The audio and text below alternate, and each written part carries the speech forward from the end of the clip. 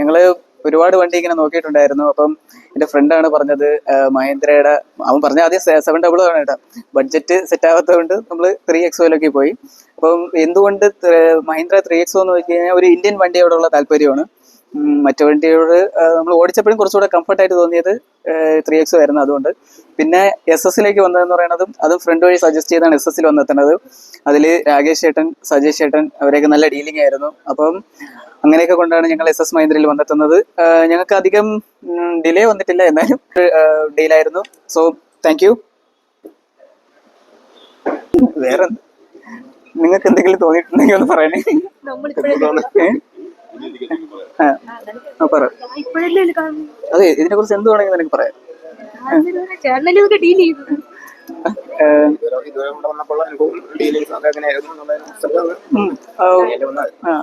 ഭയങ്കര ഞാൻ ഭയങ്കരമായിട്ട് സാറ്റിസ്ഫൈഡ് ആണ്.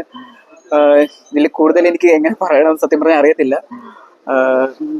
മോസ്റ്റ്ലി ഇവരെല്ലാം ഡീൽ ചെയ്ത രീതി എനിക്ക് ഭയങ്കരമായിട്ട് ഇഷ്ടപ്പെട്ടു. അത്രേ എനിക്കിപ്പോൾ പറയാനുള്ളൂ നിലവിൽ.